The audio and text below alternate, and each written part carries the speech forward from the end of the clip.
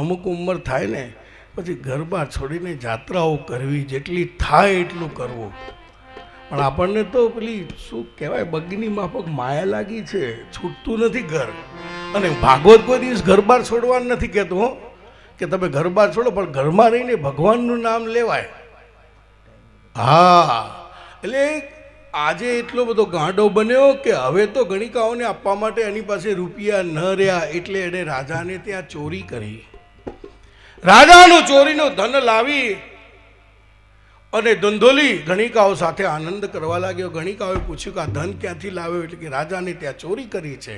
આટલું ખબર પડ્યું એટલે ગણિકાએ શું કર્યું, જેવી મતિ એવી ગતિ, કે આ રાજાને ત્યાં ચોરી કરીને આવ્યો છે તો આ દ્રવ્ય પકડાશે તો આપણું નામ દેશે, એના કરતાં આનો પૂરું કરી નાખો. ને જેણે જેણે ખરાબ કામ કર્યા ને એણે ભગવાન પૂરું કરી નાખે, ક્યાં ખબર પડતી નથી. ખબર નહીં પલકી મનુષ્ય આ રાહ જુએ કલકી, ખબર નહીં પલકી એ મૂર્ખ બાત કરે કલકી, ખબર નહીં પલકી મૂર્ખ બાત કરે કલકી.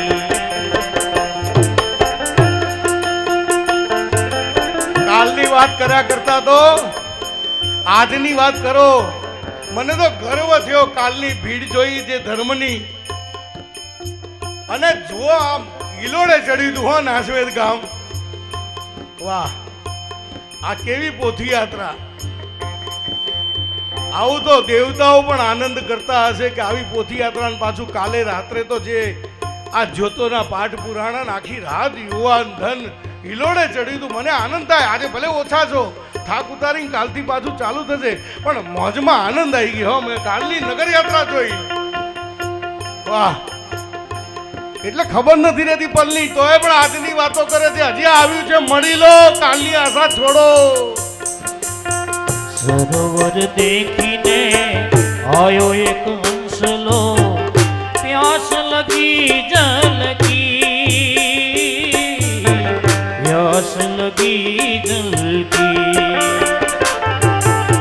સરોવર દેખીને આયો એક હંસલો, પ્યાસ લગી જલ કી, પ્યાસ લગી જલ કી.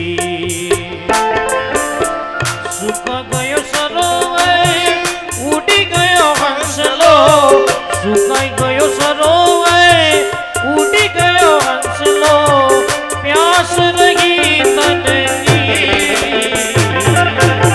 ખબર નહીં પલકી મૂર્ખ બાત કરે કલકી.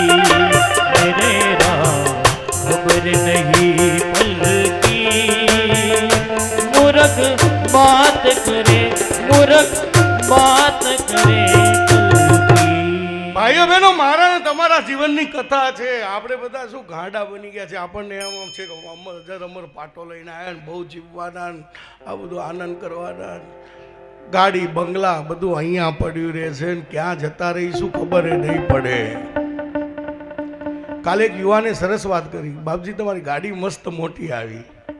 મેં કીધું મોટી ગાડી આવે પણ ગાયને જ્યાં સુધી મારા આંગણે ગાય ન બંધાય તો સુધી મને જપ ન થાય. આજ ગાડીઓ મોટી લવાય છે, ઘરના આંગણે ગાયો નથી બંધાતી. મારા ભાઈ બહેન, મને ગર્વ છે મારા શબ્દને પકડી. આજ સેદા ભુવાજી ઘરના આંગણે ગાય લાવીને બાંધી દીધી. મેં કીધું તમારે ત્યાં ગાય બાંધશો તો હું તમારે ત્યાં આવીને રહીશ. અને મારા ઠાકોરજીએ કૃપા કરી, જો આ કેવો જલસો આ ગાયની કૃપાથી થાય છે ભાઈ.